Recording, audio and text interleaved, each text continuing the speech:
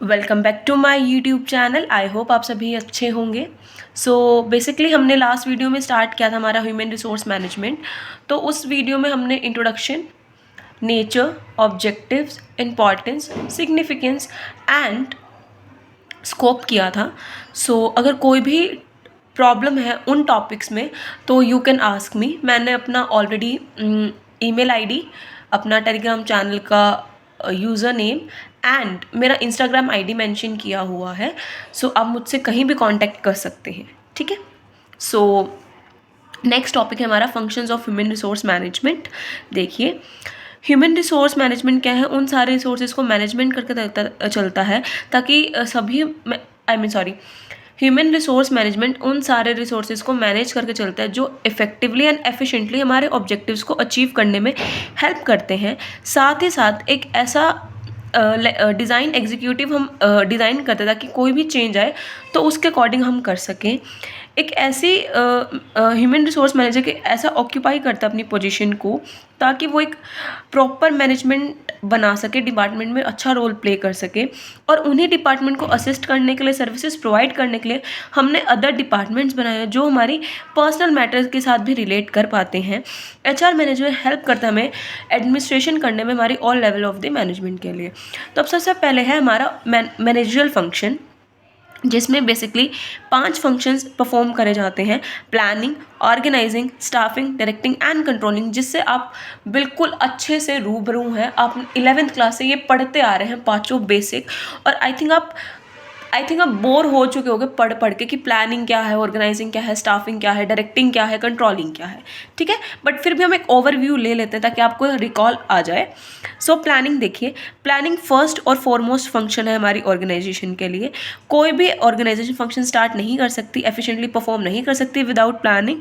तो बहुत essential function है जिसकी सक्सेस, ऑर्गेनाइजेशन की सक्सेस के लिए। तो प्लानिंग इम्प्लाइज करती है ब्लूप्रिंट प्रिपेयर करना, जो हमारे प्रोग्राम्स होते हैं फ्यूचर से रिलेटेड, ताकि हम ऑर्गेनाइजेशन गोल को अचीव कर सकें। एक अच्छा प्लान नेसेसरी रहता है एक प्रॉपर यूटिलाइजेशन के लिए of human and physical resources के लिए, ताकि हम ऑब्जेक्टिव्स को अचीव कर सकें।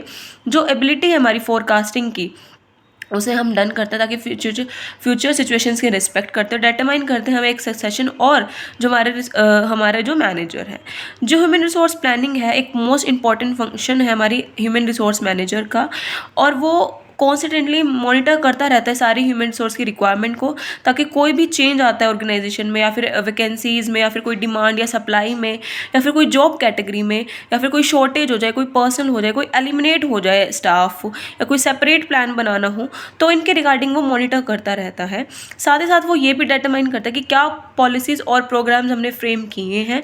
साथ ही साथ जो भी प्लानिंग करी है हमने रिसोर्सेज की, रिसर्च की, वो स्पेशलाइज फंक्शन के साथ ही की हो। और जो हमारे रिक्रूटमेंट है, सिलेक्शन है, प्रमोशन है, ट्रांसफ़र है, वो इन सब का चीज़ों को भी ध्यान रखता है, इनके बारे में भी रिसर्च करता रहता है। ऑर्गेनाइजेशन क्या है? एक 3 इंपॉर्टेंट कॉन्सेप्ट कि हमें वर्क कौन सा परफॉर्म करना चाहिए, किस एम्प्लॉय के द्वारा करवाना चाहिए, और क्या क्या रिसोर्सेज हमारे यूज़ होंगे उस काम को करने के लिए।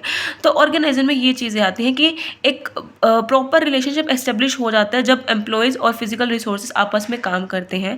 हर एक ऑर्गेनाइजिंग में नीड होती है कि हम डिज़ायर गोल को अचीव करें, तो उस ऑर्गेनाइजेशन के प्रोसेस में कुछ स्टेजेस फॉलो करनी पड़ती हैं।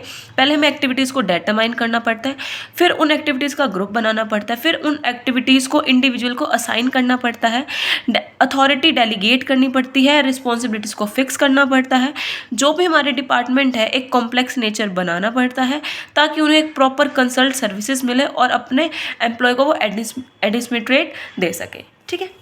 नाउ स्टाफिंग में जाता है, कई बार सक्सेस भी होती है, कई बार फेलियर भी होती है, पर डिपेंड करती है कैपेबिलिटी क्या है हमारे वर्किंग ऑर्गेनाइजेशन की। तो ये लैक करता है सुटेबिलिटी और कैपेबल ऑफ द एम्प्लॉयज़ को, तो हम अचीव नहीं कर पाते इसमें गोल्स में। बट जो स्टाफिंग प्रोसेस है यही है कि हम सुटेबल और पर्सन को ऐसे एम्प्लॉयड करें एट डिफरेंट लेवल पे जो हमारे ऑर्गेनाइजेशन स्ट्रक्चर है। तो स्टाफिंग प्रोसेस इंक्लूड करता है कि हमें फोरकास्ट करना हमारे ह्यूमन रिसोर्सेज की नीड क्या है, डिटरमाइन करना कि क्या क्या क्वालिफिकेशन है उस पर्सन में कि हम उसको सेलेक्ट कर सकें, और रिक्रूट और सेलेक्ट करना एक पर्सन को जो उसके लिए इम्पार्ट ट्रेनिंग दे सके। तो स्टाफिंग फंक्शन इंक्लूड करता है कि हमें फोरकास्ट करना है हमारी ह्यूमन रिसोर्स प्लानिंग क्या है, रिक्रूट करना है हमारे एम्प्लॉयज़ को, सेलेक्ट ट्रेनिंग और डेवलपमेंट करनी है उनके साथ साथ में, और साथ ही साथ हमें आफ्टर प्लानिंग और ऑर्गेनाइजिंग भी परफॉर्म करना पड़ता है स्टाफिंग। जो हमारी एग्जिस्टिंग ऑर्गेनाइजेशन है वो एक कॉन्टीन्यूस फंक्शन है, क्योंकि जब डेथ हो जाए ऑर्गेनाइज या रिटायरमेंट हो जाए, लेबर टर्न ओवर, तो हमें अपने एम्प्लॉयज़ को मतलब टाइम मतलब कॉन्टीन्यूसली हमें अपने ना कुछ अपने एम्प्लॉयज़ के अंदर के हिडन टैलेंट को लाते रहना चाहिए, और हमें उन्हें मतलब रिक्रूट करते रहना चाहिए, ताकि हमारी ऑर्गेनाइजेशन में कोई भी ऐसी सिचुएशन हमें फेस ना करनी पड़े। नाउ डायरेक्टिंग क्या है, इसमें हम मोटिवेट करते हैं, लीड करते हैं हमारे एम्प्लॉयज़ को, ताकि वो ऑर्गेनाइजेशन गोल्स को अचीव कर सके, जिसको हम डायरेक्टिंग कहते हैं। जैसे जैसे हम मोटिवेट करेंगे एम्प्लॉयज़ को, अपने वर्क की उनकी एफिशिएंसी बढ़ेगी और उनका काम करने का तरीका भी बदलेगा और ऑब्जेक्टिव भी अचीव होएगा। तो मेन कंपोनेंट क्या रहते हैं, हमारे सबॉर्डिनेट्स को डायरेक्ट और कमांड करना, उन्हें गाइड और एजुकेट करना, उन्हें सुपरवाइज करना काम के बारे में कि क्या वो उनका काम प्लान के अकॉर्डिंग जा रहा है या नहीं जा रहा है, उन्हें एनकरेज करना ताकि वो हायर प्रोडक्टिविटी अचीव कर सके। तो मैनेजमेंट सारे फंक्शंस को परफॉर्म करता है, लीड भी करता है, गाइड भी करता है, सुपरवाइज भी करता है और इंस्पायर भी करता है। तो डायरेक्टिंग एक एसेंशियल गोल है ऑर्गेनाइजेशन का, जिससे हम अचीव कर सकते हैं हमारे ऑब्जेक्टिव्स को। कोऑपरेशन होनी चाहिए, उनका खुद विलिंगनेस होना चाहिए, ताकि हम एफिशिएंसी मैक्सिमम यूज़ कर सकें हमारे एम्प्लॉयज़ की। और नेसेसरी है उन्हें मोटिवेट करना, हमारे एम्प्लॉयज़ की नीड को फुलफिल करना, उनका प्रॉपर यूटिलाइजेशन करना, साथ ही साथ कोऑपरेट करना हमारे एम्प्लॉय को, एक अच्छा इंडस्ट्रियल एटमॉस्फेयर बनाना, एक रिलेशनशिप बनाना। जो हमारे ह्यूमन रिसोर्स मैनेजर है उसका प्रॉपर कोऑर्डिनेशन होना चाहिए उसके मैनेजर के साथ भी, और सारे डिफरेंट लेवल डिपार्टमेंट्स के मैनेजर्स के साथ भी। ना कंट्रोलिंग क्या है, एक फाइनल फंक्शन है हमारी कंट्रोलिंग का, जिसके अंदर जो मैनेजर है ये इंश्योर करता है कि वर्क कितना एग्जीक्यूट हो चुका है according to our plan. Actual work को कंपेयर कर जाता है हमारे प्री डिटरमाइंड स्टैंडर्ड से, ताकि जो भी डेविएशन ट्रेस्ड हो या फिर कोई मेजर हमें चाहिए हो हम वो ला सके हमारी ऑर्गेनाइजेशन में। और जो भी हमारे ह्यूमन रिसोर्स मैनेजमेंट के फील्ड के अंदर की पॉलिसीज़ है नहीं, ऑब्जेक्टिव नहीं है, हम उन्हें एनफोर्स करके और strictly according to our plan बना सके। अगर कोई शॉर्टकमिंग लुक है तो हम करेक्टिव स्टेप्स ले सकें, अगर हमारे पास टाइम है तो हम अपने करेक्टिव एक्शंस ले सकते हैं, हम अपने रेक्टिफाई कर सकते हैं अपनी गलतियों को।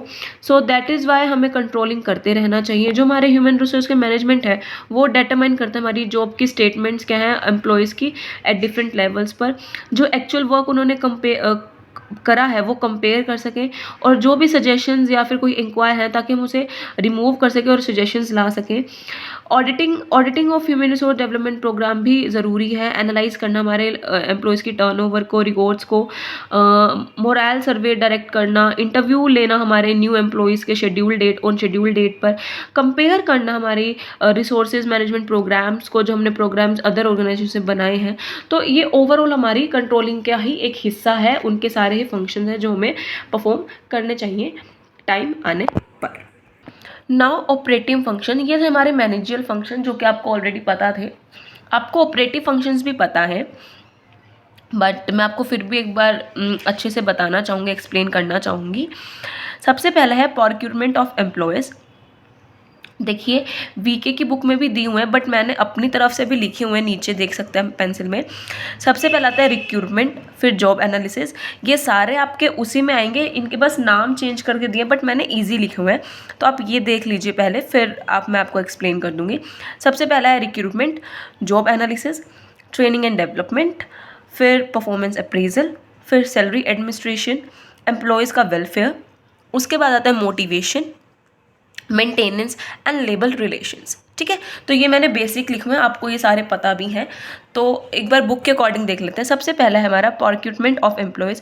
इसमें क्या ड्यूटी होते हैं हमारे एचआर मैनेजमेंट की, ताकि वो एक एडिक्वेट नंबर ऑफ एम्प्लॉयज़ को प्रोवाइड कर सके, ताकि जो मैन पावर की फोरकास्टिंग है वो मैन पावर प्लानिंग को अंडरटेक कर सकें।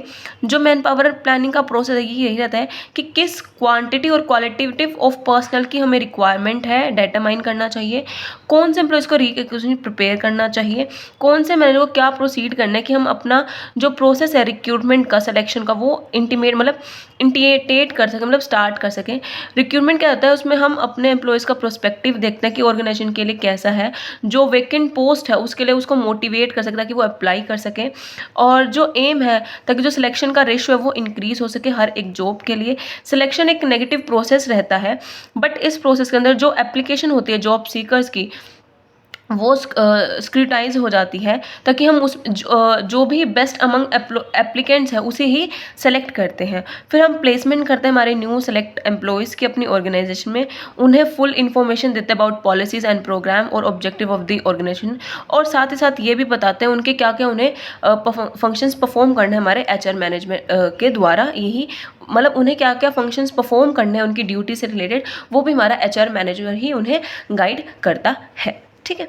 नाउ डेवलपमेंट ऑफ पर्सनल में क्या आता है कि जब रिक्रूटमेंट और सिलेक्शन और ट्रेनिंग और प्लेसमेंट हो जाता है, उसके बाद आता है कि जो मैनेजर है उनके रिसोर्सेज को कैसे डेवलप करता है। सिलेक्शन के बाद जो भी स्पेशल नीड होती है ट्रेनिंग और डेवलपमेंट की, वो सारी परफॉर्म कर जाते हैं, ताकि जो उनकी जॉब है वो बेटर वे में निखर के आए। जो भी नेसेसरी अरेंजमेंट होते हैं ट्रेनिंग और डेवलपमेंट ऑफ द एम्प्लॉयज़ के लिए, वो डिपार्टमेंट पे करी जाती हैं, जिसमें performance appraisal, training and development आता है। परफॉर्मेंस अप्रेजल में क्या होता है, जो हमारा प्रेजेंट परफॉर्मेंस एम्प्लॉयज़ की हम उसे असाइन करते हैं हमारी जो फ्यूचर डेवलपमेंट प्रोग्राम्स होंगे, ताकि जो भी प्रोविजंस है परफॉर्मेंस अप्रेजल के एम्प्लॉयज़ के वो हम बना सकें। हम डिसाइड कर सकें कि वो कौन सा प्रमोशन डिज़र्व करता है, कौन सी ट्रेनिंग वो डिज़र्व करता है, कहाँ उसका ट्रांसफ़र होना चाहिए। साथ ही साथ ये सारे डिसीजन लेता है, और साथ ही साथ ये भी देखता है कि हमारे अगर उसे कुछ गलत किया तो उसे पनिशमेंट क्या मिलनी चाहिए। ठीक है। ट्रेनिंग में आता है कि क्या क्या उसका शॉर्ट टर्म प्रोसीजर होगा, क्या उसे नॉलेज है, क्या उसे स्किल है, किस चीज़ की नहीं है, वो किस चीज़ में वो अनएबल है उसे परफॉर्म ना करने के लिए, ताकि उसी अकॉर्डिंग हम वर्क परफॉर्मेंस के अकॉर्डिंग उसको ट्रेनिंग प्रोवाइड कर सके। और जो भी प्रॉपर ट्रेनिंग प्रोग्राम हम कंडक्ट करेंगे वो एक एंड रिजल्ट होगा डिफरेंट ट्रेनिंग प्रोग्राम्स के लिए। नाउ डेवलपमेंट, जो डेवलपमेंट है वो लॉन्ग प्रोसेस है। उसमें क्या होता है, हम थियोरटिकल नॉलेज भी देते हैं और प्रैक्टिकल नॉलेज भी देते हैं, ताकि जो भी ऑर्गेनाइजेशन के गोल्स है वो उसे अचीव कर सके। तो इसमें क्या कहता है, जो भी हमारे वर्क स्टैंडर्ड्स हैं उनको फिक्स करना, एक्चुअल वर्क को कंपेयर करना हमारे स्टैंडर्ड वर्क से, एरियाज फाइंड करना जहाँ पे मैनेजरल डेवलपमेंट की नीड है, डेवलपमेंट प्रोग्राम्स को एक्सप्लेन करना, उसे पता होना कि क्या इफेक्ट होगा हमारे डिफरेंट मैनेजरल डेवलपमेंट वर्क्स का। और इन सारी कैटेगरीज को इंक्लूड करता है हमारे सारे एजुकेशन फैसिलिटीज़ के प्रोविजंस और सेमिनार्स को जो होल्ड करते हैं वो, और जो हमारे साइनोफोजियम है वो भी। तो ये सारी चीज़ें हेल्प करती हैं एक ह्यूमन रिसोर्स को डेवलप करने में। ठीक है। नाउ अगला नेक्स्ट स्टेप है हमारा कंपनसेशन फंक्शन। इसमें क्या होता है, जो हमारा HR मैनेजमेंट है वो सारे प्रोविजंस बना लेता है अबाउट वेजेस एंड सैलरी की, वर्कर्स और एम्प्लॉयज़ को क्या क्या हमें सर्व करना है। वो जॉब एवेल्यूट करता है, वेजेस और सैलरी सर्वे देखता है, डिटरमाइन करता है वेज रेट क्या होना चाहिए, डिटर्मिनेशन क्या होना चाहिए वेज पेमेंट का, सारे इंसेंटिव पेमेंट्स प्लान का, मतलब वो उन क्या क्या किस किस तरीके से हमें बोनस इंसेंटिव क्या क्या चीज़ें उसे देनी चाहिए, वो सारा कुछ इसमें डिसाइड करता है, प्रोविजंस बनाता है। इंटीग्रेशन क्या होता है, जो भी हमारी एक्टिविटीज़ होती हैं काम से रिलेटेड, एम्प्लॉय उसके अलावा एम्प्लॉयज़ अपना खुद से किस काम में विलिंगली वर्क कर रहा है। विलिंगली टू वर्क मतलब इन्फ्लुएंस करना उस मैनेजमेंट में कि वो कितना अपना इंटरेस्ट दिखा रहा है एम्प्लॉय, और उस इंटरेस्ट और ऑब्जेक्टिव के थ्रू ही नहीं, साथ ही साथ उसके गोल्स को अचीव करना ही नहीं, इंटीग्रेट मतलब उसके इंटरेस्ट को मैनेजमेंट में। और एम्प्लॉयज़ का जो मेन फंक्शन यही रहता है HR मैनेजमेंट का, कि उनके काम के अलावा उनके हिडन टैलेंट को बाहर लाना, उन्हें इंटीग्रेट करना, उन्हें मोटिवेट करना, वो अपना इंटरेस्ट बाहर लाए और वो विलिंगली वर्क करें, मतलब खुद से काम करें, गाइड ना करना पड़े। ठीक है। तो क्विक सॉल्यूशन क्या है लेबर प्रॉब्लम का, ताकि जो कलेक्टिव बार्गेनिंग है, हियरिंग है ग्रीवेंसेस की, जो भी जॉइंट कमेटीज़ है वो सारे उनको डेवलप कर सके, और एक क्वाइट रिस्पॉन्सिव मैनेजर का डेवलपमेंट हो सके। ठीक है। उसके बाद नेक्स्ट स्टेप आता है मेंटेनेंस फंक्शन। इसमें क्या होता है, जो HR मैनेजमेंट है वो मेंटेन करता है एम्प्लॉयज़ को अपनी ऑर्गेनाइजेशन में, वो रिक्वायर करता है कि हमारे बेस्ट एम्प्लॉय को बेस्ट ही मिले, और वो लुक आफ्टर करता है कि किस वे से उन्हें रुकना चाहिए ऑर्गेनाइजेशन में, और उन्हें क्या क्या पॉसिबल बेस्ट मैनर है कि वो उनसे अपना काम निकलवा सके। सेपरेट फंक्शन क्या होता है, एक प्राइमरी फंक्शन है HR मैनेजमेंट जो सर्विसेज को प्रोक्यूर करता है, और एक फाइनल फंक्शन सेपरेट फंक्शन को ही परफॉर्म करता है, जिसमें हमारे क्रिएटिव फंक्शन आता है जो हमारे फॉर्मर और प्राइमरी मतलब retirement, lay off, termination, discharge and suspension, जो भी ये हमारे इंक्लूड करते हैं। करियर प्लानिंग एंड डेवलपमेंट, जैसे कि स्कोप में आया था, जो एचआर मैनेजर है वो प्लान करता है करियर और इम्प्लीमेंटेशन ऑफ करियर प्लान्स की, जिसमें एजुकेशन, ट्रेनिंग, जॉब्स, एक्विजिशन होता है, वर्क एक्सपीरियंस, ताकि जो हमारी इंटरनल और एक्सटर्नल मोबिलिटी है उसको इंक्लूड कर सके।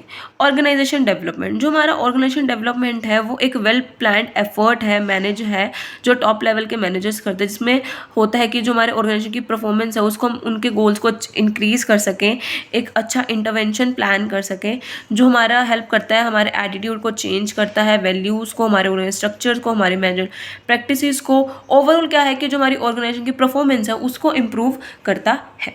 ठीक है, तो ये थे आपके operative and managerial function of the human resource management. ठीक है, बहुत इंपॉर्टेंट है, अच्छे से प्लीज़ कर लेना। कोई भी डाउट हो तो प्लीज़ आप मुझसे पूछ सकते हैं, मैंने आपको ऑलरेडी बता चुकी हूँ।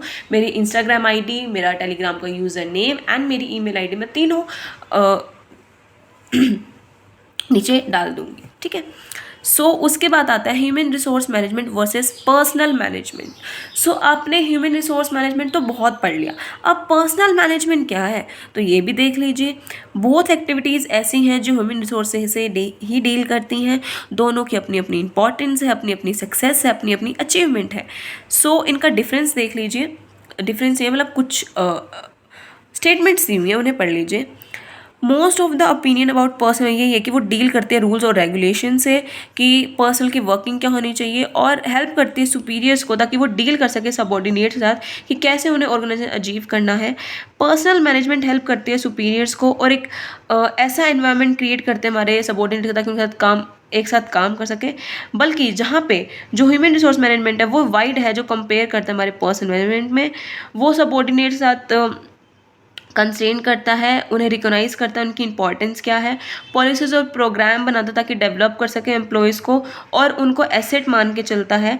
बल्कि जो पर्सनल मैनेजमेंट है वो एक लिमिटेड एरिया में डील करता है और जो हमारा ह्यूमन रिसोर्स मैनेजमेंट है वो ब्रॉडर में करता है। तो आप यहाँ से मार्क कर सकते हैं, क्या कर सकते हैं देखिए, सी मैंने मार्क कर दिया, पर्सनल मैनेजमेंट वाइड एरिया में है और जो ह्यूमन रिसोर्स है वो ब्रॉडर में है। नेक्स्ट है वन मोर एरिया जहाँ पे पर्सनल मैनेजमेंट और ह्यूमन मैनेजमेंट डिफरेंट है फोकस करने में। जो पर्सनल मैनेजमेंट है वो फोकस करता है ऑब्जेक्टिव्स को अचीव करने में, ठीक है, by giving more power and authority to the management. But human resource क्या है, वो फोकस करता है coordination and development of the person of the objective में। तो अपना अपना तरीका है।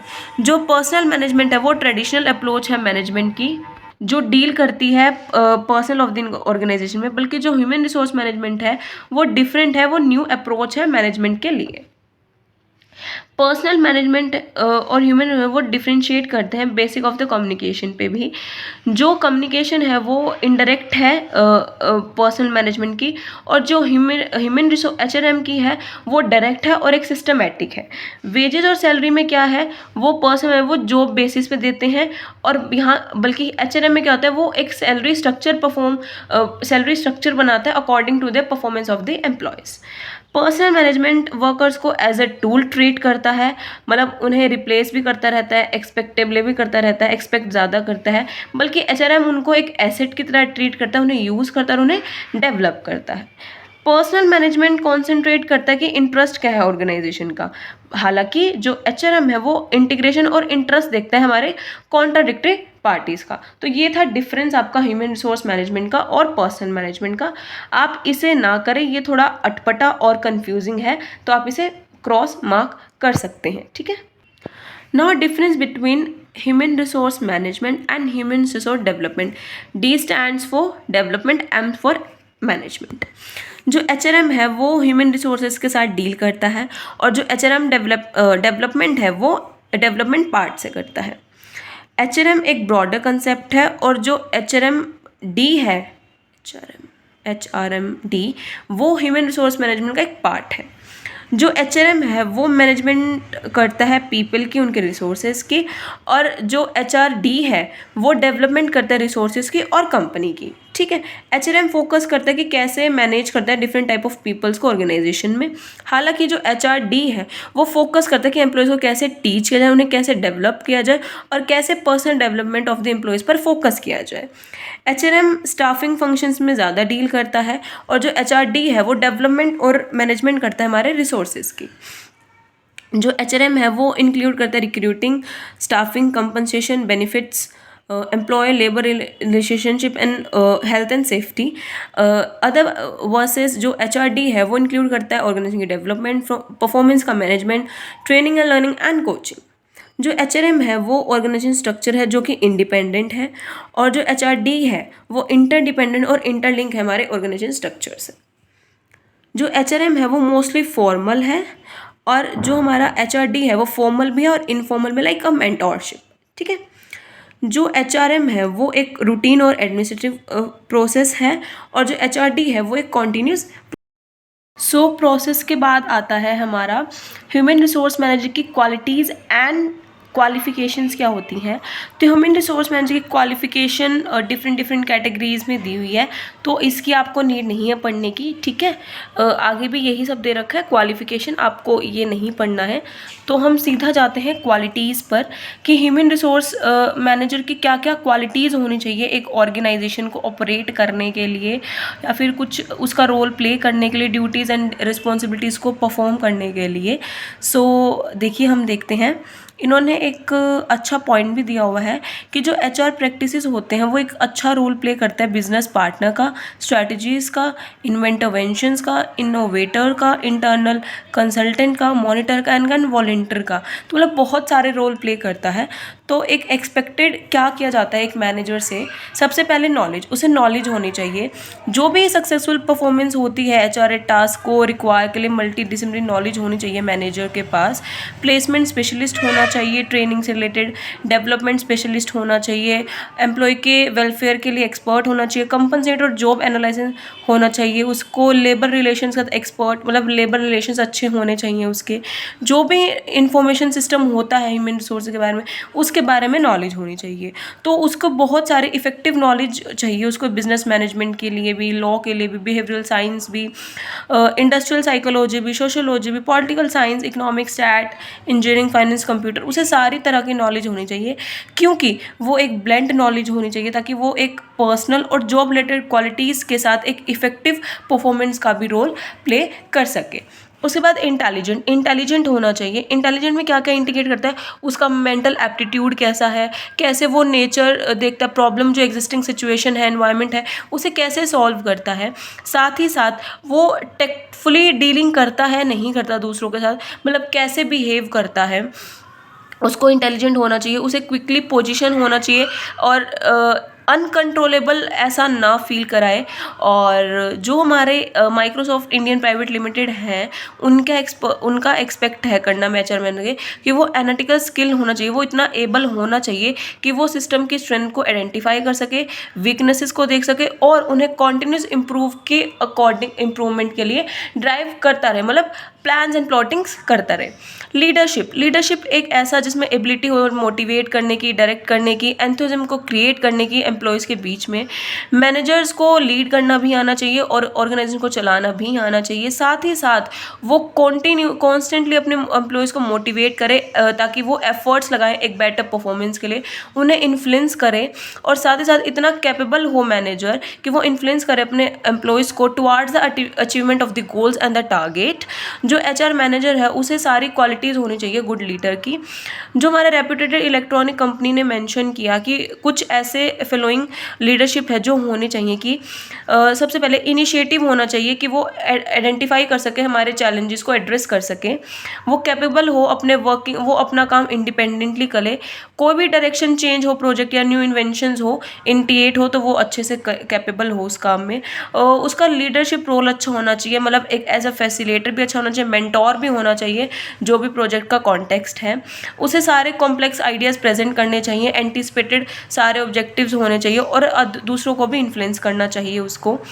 सारी जो जर्नल लीडरशिप होती है, मेंटरिंग होती है, गाइडेंस होती है अदर्स को, ये सारी चीज़ें मैनेजर में इंक्लूड होनी चाहिए। साथ ही साथ वो एक ऐसा रिप्रेजेंटेटिव होना चाहिए ऑर्गेनाइजेशन जो इंटरनली और एक्सटर्नली परफॉर्म करे, अपने आप को रिप्रेजेंट करे। डिसीजन मेकर होना चाहिए, जो मैनेजर है वो एनालिटिकल एबिलिटी होनी, उसके पास गुड जजमेंट होना चाहिए, वो एक उसके पास एक ऐसा स्ट्रेटजिक प्लानर होना चाहिए जिसका डिसीजन ह्यूमन रिसोर्स मैनेजमेंट को और जिसकी डायरेक्ट डायरेक्शन को टीम को ही जाए। साथ ही साथ जो भी उसके डिसीजन मेकिंग ऑब्जेक्टिव है वो उसे अचीव कर सके और जो भी फैक्ट्स और इन्फॉर्मेशन है उसे भी। जो एचआर मैनेजर है वो इतना एबल होना चाहिए ताकि वो क्विक एंड फाइनल डिसीजन ले सके और पॉजिटिव इम्पैक्ट दे सके अपनी ऑर्गेनाइजेशन के इंटरेस्ट में। ऑब्जेक्टिविटी एंड फेयरनेस, जो हमारा एचआर प्रोफेशन है वो एक यूनिक है, जो कि मोस्ट क्रूशियल एक्सपेक्ट है हमारे मैनेजर की जॉब का। वो इतना एबल होना चाहिए ताकि वो डिस्प्ले कर सके objectivity and fairness of the organisation. वो ही should be objective and fair to both, मतलब मैनेजमेंट के लिए भी और ऑर्गेनाइज, मतलब फेयर होना चाहिए, मतलब किसी के साथ भी भेदभाव ना करे, पार्शियलिटी ना करे। वो फ्री फ्रॉम बायसनेस होना चाहिए, वो किसी के साथ भेदभाव ना करे, वो ना ही अपने प्रो वर्कर के साथ ना ही अपने प्रो मैनेजमेंट के साथ, वो फेयर हो, इक्वली ट्रीट करे अपने एम्प्लॉयज़ को ऑर्गेनाइजेशन में। और वो साथ साथ ये भी ऑब्जर्व करे कि कौन स्ट्रिक्टली इम्पार्शियल है और कौन ऑनेस्टी से ट्रांजैक्शंस को कर रहा है। साथ ही साथ वो एम्प्लॉयज़ को हायर करे, उन्हें ट्रेन करे, उनकी परफॉर्मेंस को ऑब्जर्व करे, उन्हें परफॉर्मेंस को कंडक्ट करते हुए देखे और उनकी पोटेंशियल अप्रेजल्स को भी इन्फ्लुएंस करे, एनहेंस करे।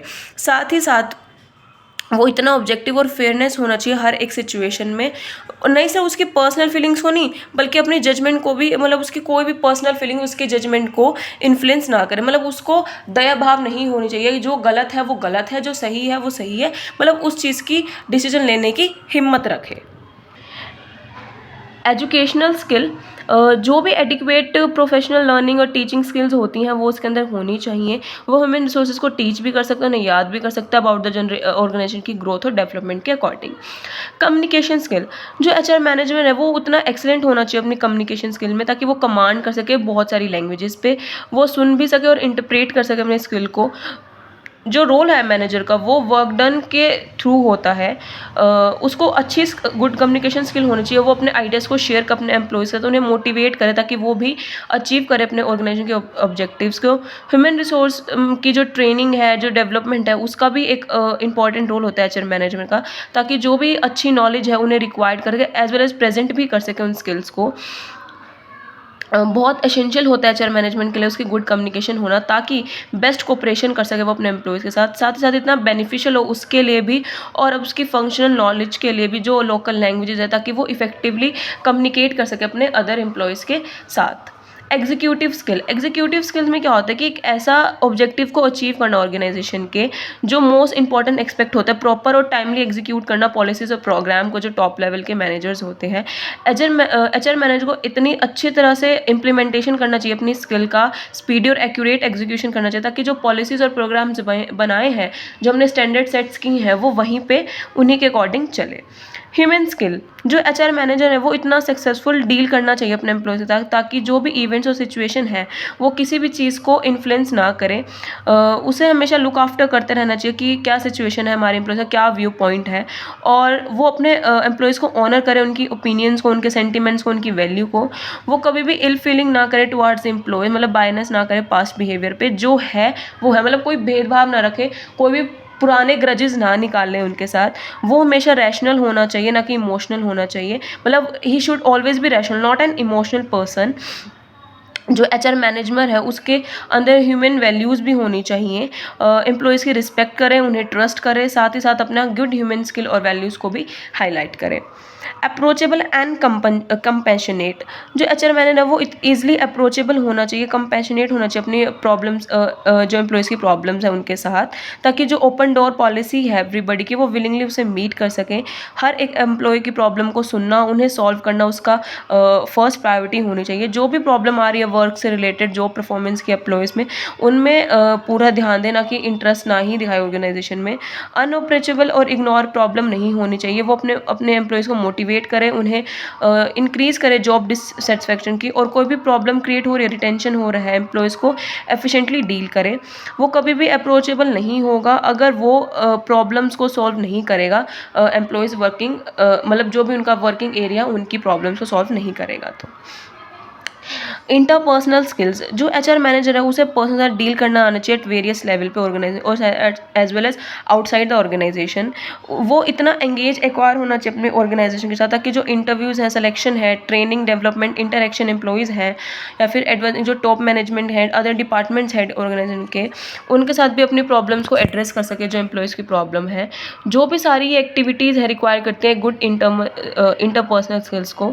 जो मैनेजर है वो प्रोफिशिएंट होना चाहिए अपनी इंटरपर्सनल, ताकि हैंडल कर सके पीपल को विद इन द और आउटसाइड द ऑर्गेनाइजेशन।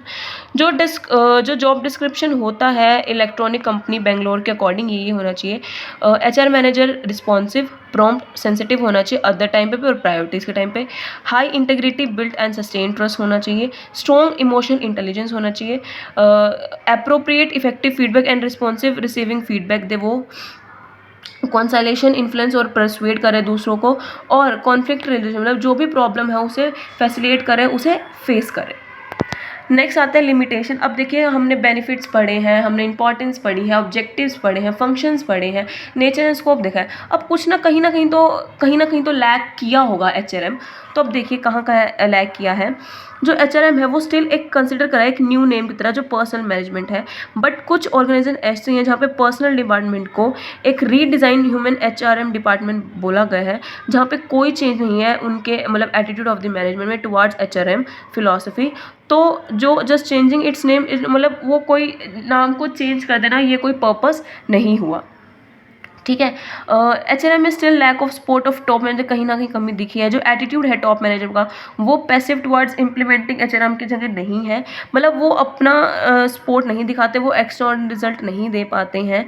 तो जो एचआरएम मैनेजर है वो ट्रीटेड कर जाता है कि वो सेकंड क्लास सिटीजन है, तो जो उनका रोल है वो सप्लायर्स की तरह ही ट्रीट किया जाता है। जो एचआरएम है वो ह्यूमन रिसोर्स को डेवलप करते हैं, पीपल को ऑर्गेनाइज हैं, बट वो ये भी ध्यान रखें जब एचआरएम पॉलिसी बना रहे हैं तो ये चीज़ें भी ध्यान रखनी चाहिए। कई बार रेयरली डन होता है कि जो ट्रेनिंग एंड अप होते हैं एम्प्लॉयज़ के लिए ही हो जाते हैं, कुछ एम्प्लॉयज़ ही कर पाते हैं ट्रेन, मतलब एचआरएम क्या करता है सिर्फ कुछ एम्प्लॉयज़ को ही ट्रेन कर पाता है, हर किसी को नहीं कर पाता है। जो एचआरएम मैनेजर का रोल है वो बहुत इंपॉर्टेंट रोल है, जो सिग्निफाइज करता है एम्प्लॉयज़ को, खुद रिप्रेजेंट भी करता है। अगर कोई कॉन्फ्लिक्ट है मैनेजर और एम्प्लॉयज़ के बीच में तो उन्हें सॉल्व करे, ना कि मैनेजर कोई रिसॉल्व ना करे उन इश्यूज़ को और अपना कोई भी लैक मतलब due to lack strong of bond वो ऐसे ही करता रहे, मतलब सॉल्व करना उसकी प्रायोरिटी होनी चाहिए। जो करेक्टर है ह्यूमन रिसोर्स का वो पूरा एक हैम्पर है ह्यूमन रिसोर्स मैनेजमेंट एक प्रोफेशन के लिए। तो जो करेक्टर शिफ्ट हो रहा है, जो शिफ्टिंग करेक्टर है वर्कफोर्स का, वो management indifferent towards the favourable policies में हो रहा है। ठीक है, मतलब पॉलिसीज़ में कन्वर्ट हो रहा है, ना कि एक वर्कफोर्स के उसमें हो रहा है। ठीक है। So this is your chapter number 1 human resource management. Human resource management पूरा इर्द गिर्द आगे पीछे ऊपर नीचे दाएं बाएं हर तरह की आपको बात बता दी गई है मैंने इस चैप्टर में और अच्छे से एक्सप्लेन भी किया है। अगर कोई डाउट है चैप्टर नंबर 1 में, आप मुझे ईमेल के थ्रू, इंस्टाग्राम आईडी से या फिर मेरे टेलीग्राम चैनल के यूज़र नेम से आप मुझसे कांटेक्ट कर सकते हैं, अपने डाउट्स को क्लियर कर सकते हैं। एंड चैप्टर 1 को अच्छे से क्लियर कर लेना, कोई भी डाउट आप मुझसे पूछ सकते हैं। Thank you, have a nice day. कल से हम स्टार्ट करेंगे हमारा next chapter human resource planning. Thank you, have a nice day. कल मिलते हैं।